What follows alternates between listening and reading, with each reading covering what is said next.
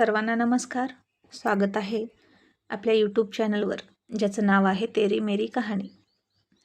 रोहित आता राणीला एक क्षणही स्वतःच्या डोळ्यासमोरून दूर करत नव्हता. आता राणी कधी कधी चिडायची, वैतागायची, पण त्याचे हट्ट पूर्ण करायची. पण रोहितला ते सगळं खूप मस्त वाटायचं. आता ती वॉशरूमवरून आली आणि मग तिला रोहित म्हणाला, मग झालं का बोलणं मित्रासोबत?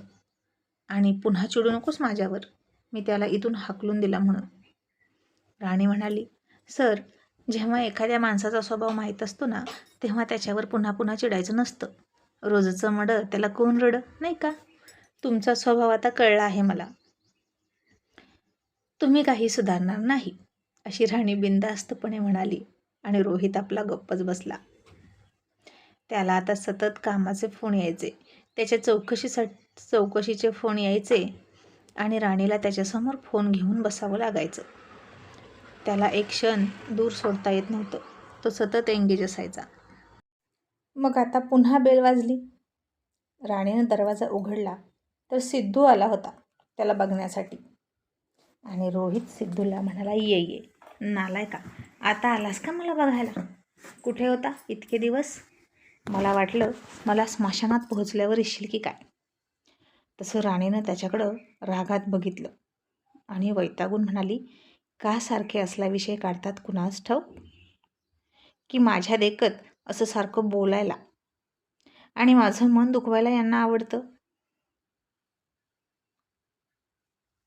आणि सिद्धू हसून म्हणाला, आता तू आम्हाला न सांगता आमच्यासाठी वहिनी आणली, मग मी सुद्धा ठरवलं की तुझ्यासाठी सुद्धा एक वहिनी घेऊन यावी.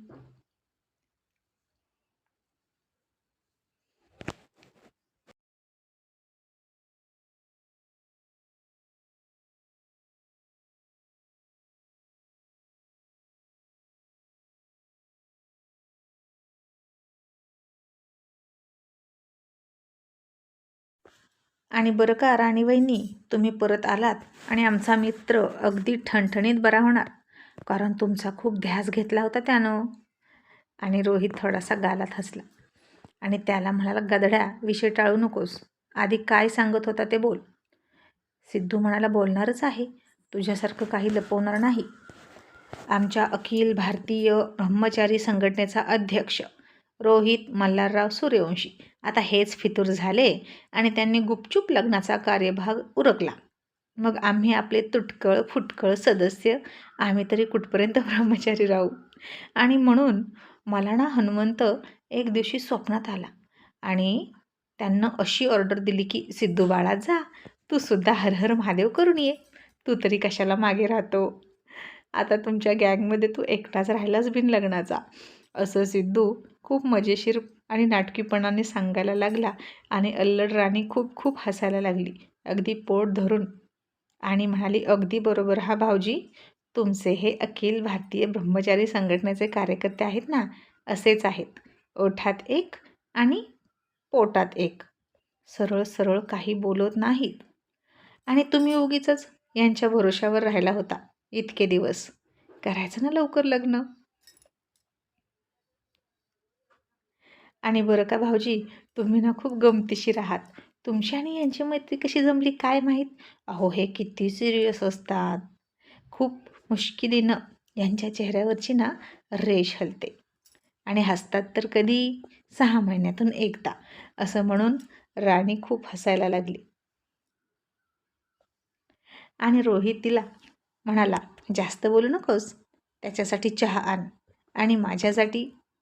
असं तो म्हणेपर्यंत राणी लगेच पुढे म्हणाली, आणि तुमच्यासाठी दूध आणते, ते सुद्धा बोर्नविटा टाकून. असं म्हणून राणी हसायला लागली. आणि रोहित म्हणाला, आगाऊपणा करू नकोस, माझ्यासाठी कॉफी आण. राणी म्हणाली, हल्ली दूध सोडलं वाटतं. आणि रोहित म्हणाला, हो सोडावं म्हटलं, आणि लहान मुलांसारखं कुठपर्यंत दूध पिऊ, आता मोठा झालोय, लग्न झालंय, मग माणसाच्या सवयी बदलायला हव्यात, नाही का रे सिद्धू? असं म्हणून तो सिद्धूकडे बघून हसला. आणि राणी लगेच म्हणाली, आणि रात्रीचं अमृत, त्याच्याविषयी काय म्हणणं आहे आपलं महाराज? तसं सिद्धू हसला आणि रोहित म्हणाला, ते दीर्घायुष्यासाठी घेतलं तरी ते चालतं. आता जा गुपचूप, त्याच्याशी तुझं काही देणं घेणं नाही. आणि राणी तोंडवाकडं करून गेली. आणि मग सिद्धू म्हणाला, काय आता एकदम सवयी चेंज का? दुधाऐवजी कॉफी घेशील का आता?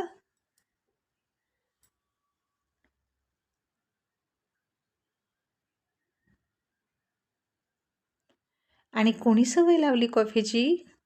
आणि रोहित हळूच म्हणाला, तुझ्या बहिणीनं. आणि सिद्धू म्हणाला, म्हणजे तू त्यांच्यासारखं स्वतःला बदलायला तयार आहेस का? आणि त्या परत कशा आल्या? आणि रोहित दरवाजातून बाहेर बघत म्हणाला, न येऊन काय करणार? माझी अवस्था तिला बघू वाटेना आणि स्वतःला बदलण्याचा करतोय प्रयत्न हळूहळू. बघू जमतंय का? आता माझ्यासारख्या मुलींची ॲलर्जी असलेल्या माणसाला बदलायला वेळ लागणार ना रे. पण तू सांग, जमतंय का लग्न? आणि सिद्धू म्हणाला, काल सुपारीच करून आलो. असं म्हणून त्यानं रोहितला त्याच्या होणाऱ्या बायकोचा फोटो दाखवला. आणि तो फोटो बघून रोहित आपला नेहमीप्रमाणेच म्हणाला, ओके. आणि सिद्धू म्हणाला, एक गाढवा, ओके काय ओके, छान आहे की मुलगी, चांगली आहे असं तरी म्हण.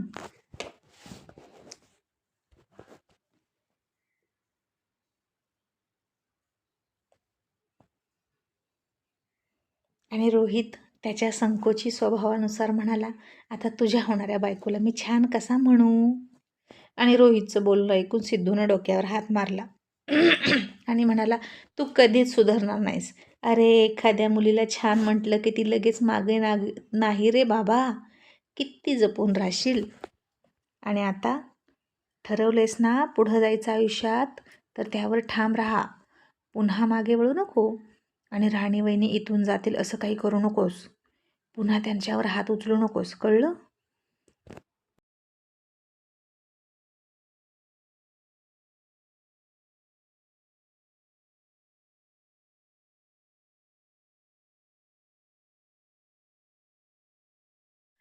इतक्यात राणी आली चहा कॉफी घेऊन.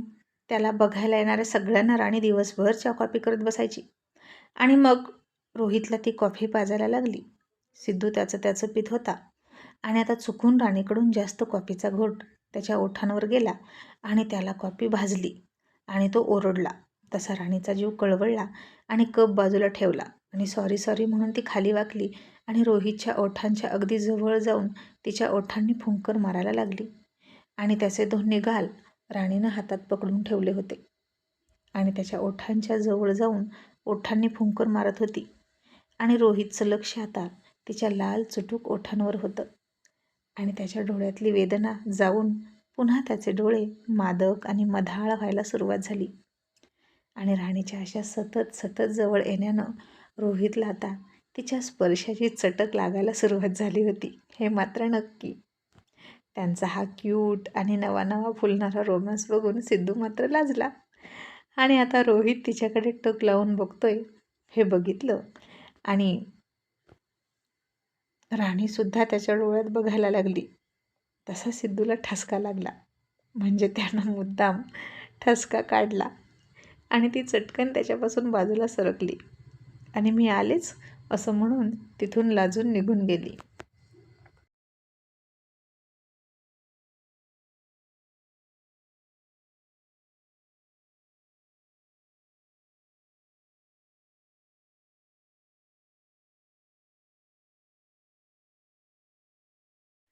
आणि रोहित त्याला म्हणाला, मूर्खा, तुला खूप ठसका येतोय का?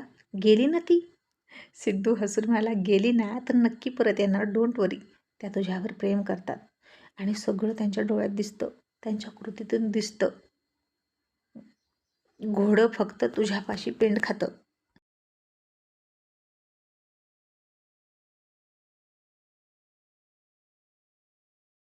आणि तू म्हणालास की नाही आय लव्ह यू. आणि रोहित म्हणाला, नाही रे, इतक्या लवकर कुठं? आता कुठं आमची मैत्रीची सुरुवात होणार आणि मग बाकीचं. आणि आधीच्याच गोष्टींचे खूप ओरखडे आहेत तिच्या मनावर आणि मला ते सगळे ओरखडे पुसून टाकायचे आहेत. जुनं काहीच आठवायचं नाही. आणि मी बरा झालो ना की बघ काय करतो. सिद्धू म्हणाला, काय करशील? आणि रोहित म्हणाला, मी राणीसोबत घटस्फोट घेणार. आणि इतक्यात आत येणाऱ्या राणीनं तेवढंच ऐकलं आणि रोहित लगेच गप्प बसला आणि तो शब्द ऐकून राणीला धक्का बसला. आणि रोहितनंही लगेच विषय चेंज केला. पण राणीनं आपण काही ऐकलं नाही असं दाखवलं आणि गुपचूप कप घेऊन गेली आणि किचनमध्ये जाऊन थोडी इमोशनल झाली. आणि यांच्या मनात काय आहे हे मला कधी शेवटपर्यंत कळणारच नाही बहुतेक, असं तिला वाटलं. आणि मी खरंच यांच्याकडून काही अपेक्षा ठेवायलाच नको असं म्हणून तिच्या भावना तिनं कंट्रोल केल्या. वारंवार राणी स्वतःला बजावायची की त्याच्याकडून अपेक्षा ठेवायला नको, पण कोवळं मन होतं तिचं. त्यामुळं तिचं मन सतत त्याच्याकडे ओढ घ्यायचं. आणि मग ती परत येऊन तिनं बघितलं तर सिद्धू गेला होता आणि राणी गुपचूप अभ्यासाला बसली. मग थोड्या वेळानं त्याला दुपारचं जेवण दिलं, औषध दिलं आणि झोपवलं. पण राणी नाराज वाटत होती. त्यालाही कळलं ती का नाराज आहे. पण त्यानं तिची नाराजी दूर करण्याचा प्रयत्न नाही केला आत्ताच. जे काही असेल तिच्यासोबत बोलायचं ते व्यवस्थित झाल्यानंतर बोलूया असं त्यानंही ठरवलं. मग दुसऱ्या दिवशी राणी त्याचं स्पंजिंग वगैरे करून म्हणाली, सर मी आज कॉलेजला जाऊन येते. आणि रोहित म्हणाला ठीक आहे. आणि आता कॉलेजमध्ये रोहित सर का येत नाहीत अशा चर्चा उठली होती. आणि मेघना तिच्या पप्पाला म्हणाली, रोहित सर का नाही आले? पप्पा तुम्हाला काही सांगून घरी राहिले नाहीत का ते? आणि प्राचार्य म्हणाले, आता ते कॉलेजचे मालक मला कशाला सांगतील? पण तरीही मला कळलंय की त्यांच्यावर हल्ला झालाय आणि ते बेड रेस्ट घेत आहेत.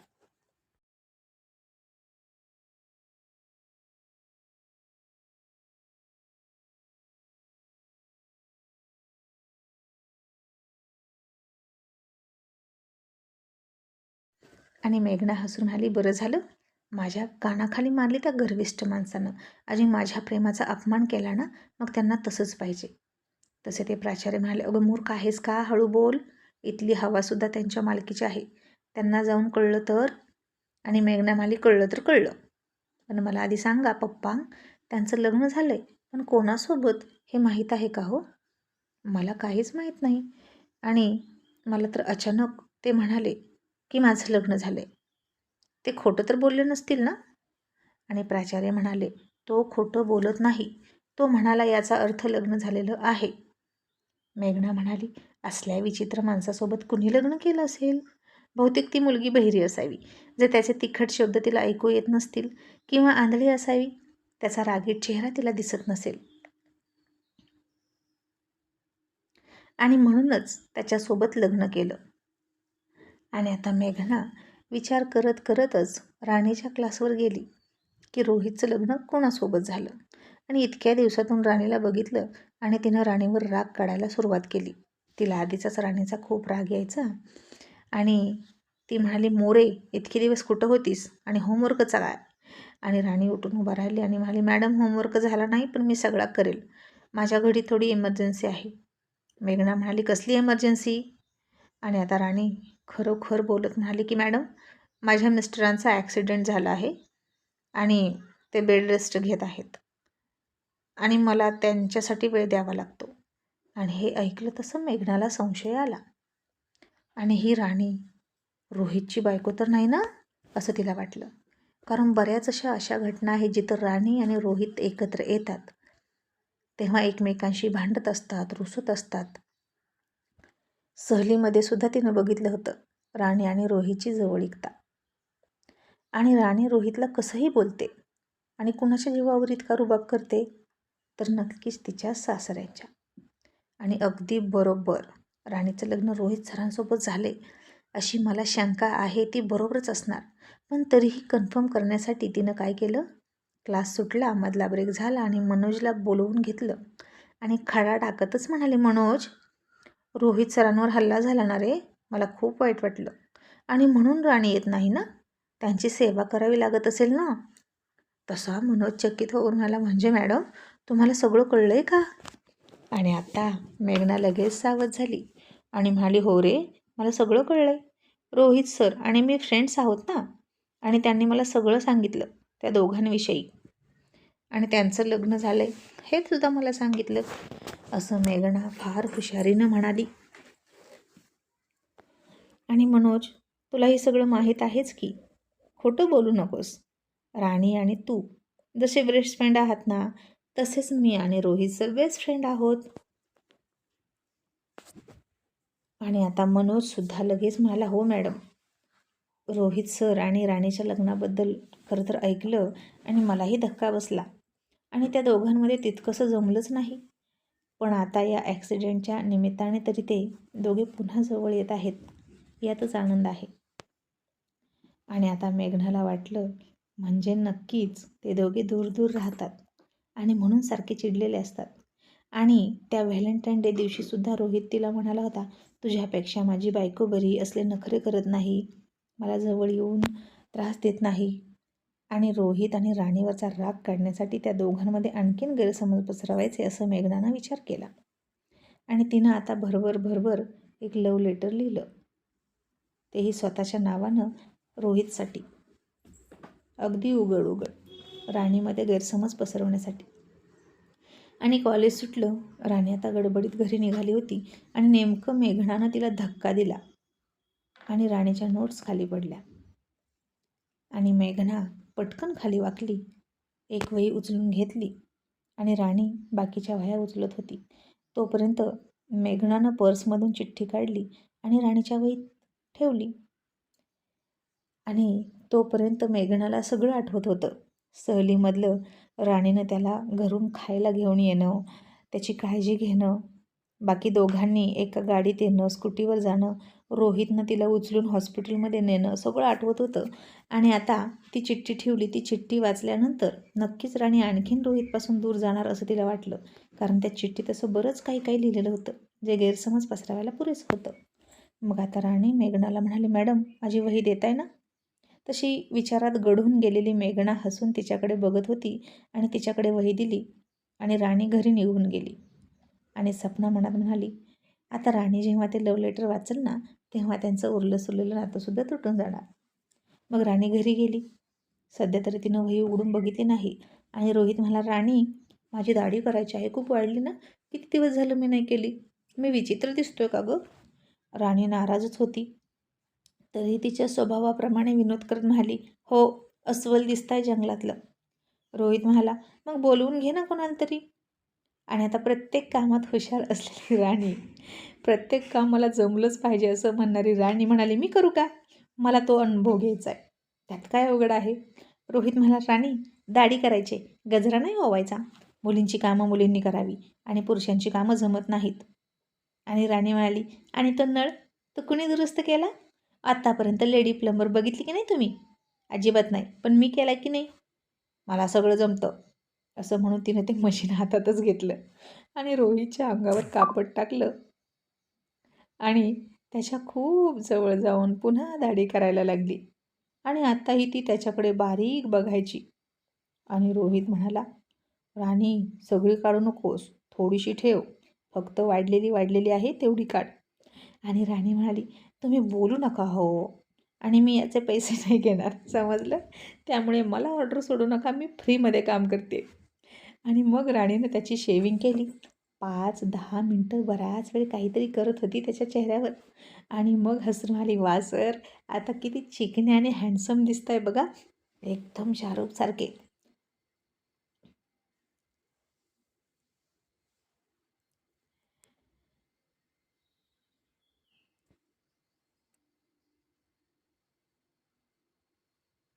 इथं थोडंसं डबल झालेलं आहे, तेवढं जाऊ द्या.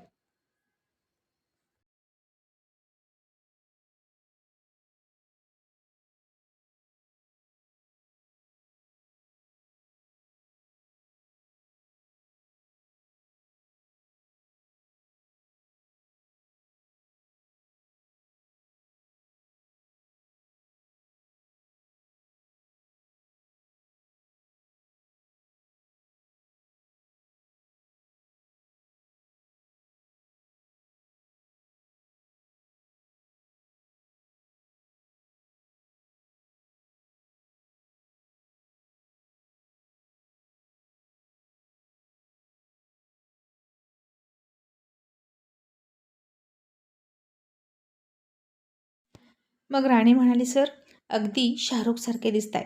आमिर आणि सलमान तिन्ही खानसारखे दिसताय तुम्ही. म्हणजे बॉडीनं सलमान खान, स्माईलनं शाहरुख खान आणि हेअरस्टाईलनं आमिर खान. असं म्हणून तिनं त्याला छोटा आरसा दाखवला. आणि रोहित ओरडून म्हणाला, ए मूर्ख मुली, सगळीच का काढून टाकली दाढी मिशी? शी बाबा, मी कसा दिसतोय मुलींसारखा?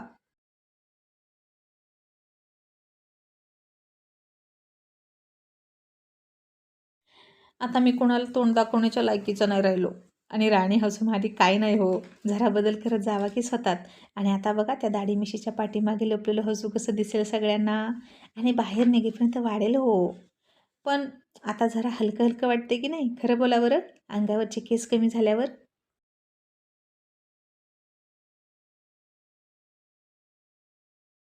तरीही रोहित म्हणालाच, अजिबात नाही, तू ना बावळट आहेस, उगीचच तुला काम सांगितलं, असं म्हणून तिला ओरडायला लागला.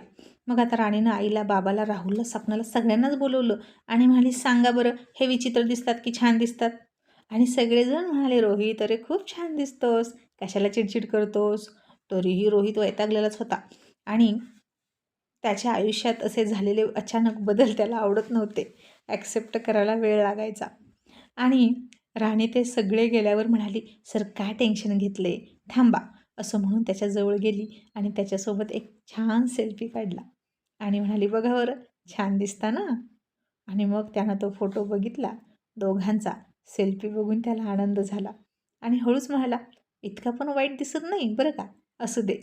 आणि राणी म्हणाली, मग मला माहीत होतं तुम्हाला ना गोष्टी खूप उशिरा समजतात.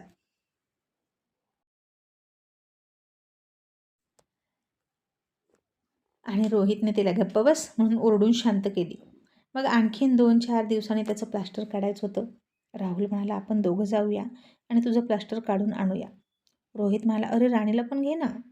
राहुल म्हणाला, आता कशाला हवी राणी, मी आहे ना. की राणीला दूर ठेवू वाटत नाही स्वतःपासून. रोहित बहाणा करत म्हणाला, दादा तू मला सांभाळशील, राणी बॅग घेईल, असंच मला वाटलं, बाकी काही नाही. आणि आता सगळ्यांनी डोक्यावर हात मारले आणि म्हणाले, याचं आहेच का अजूनही? असंच म्हणतोय, बाकी काही नाही, एवढंच हवं, बाकी काही नाही. कधी उघड होऊन बोलणार कुणास ठाऊक. मग राहुल राणीला म्हणाला, राणी तू पुढे बस, मी रोहितला पकडून मागे बसतोय. आणि रोहित लगेच मला, दादा तू पुढे बस ना, राणी पकडेल मला. पकडशील ना राणी? आणि राणी आता हो म्हणाली आणि त्याच्यासोबत मागं बसली. आणि आता ही गाडी खड्ड्यातून जायची, स्पीड ब्रेकरवरून जायची. राणी त्याच्या हाताला, खांद्याला पकडून बसली होती आणि त्याचा कोपर खांदा राणीच्या छातीला टच व्हायचा, अंगाला अंग घासायचं आणि रोहितच्या शरीरात प्रणयाच्या ठिणग्या पसरायच्या. आणि तो हळूच तिच्याकडे बघायचा. राणीही त्याच्याकडे बघायची, पुन्हा नजर चोरायची. आणि आता प्लास्टर काढलं तरीसुद्धा. आणि डॉक्टर तरीही म्हणाले, काही दिवस काळजी घ्या, नाहीतर पुन्हा प्लास्टरमध्ये हात गुंडाळावा लागेल. आणि रोहित राणीला म्हणाला, ऐकलंस ना? आणि राणी गप्प बसली. रोहित राणीला, डॉक्टरांना म्हणाला, हिला सांगा हिला, कारण ही माझी काळजी घेणार आहे. आता त्याला असं सुचवायचं होतं की जरी माझं प्लास्टर सुटलं तरी आत्ताच तू इथून घर सोडून जायचं नाही. आणि मेघनाची ती चिठ्ठी राणीला अजून सापडलीच नव्हती. आणि राणी म्हणाली, सर आता तुम्ही बरे झालात तर माझं काय काम आहे ना? रोहित म्हणाला, पण अजून आपण कायद्याने एकत्र आहोत राणी, आणि कागदावरचे तरी नवरा बायको आहोत, समजलं? आणि राणी गप्प झाली.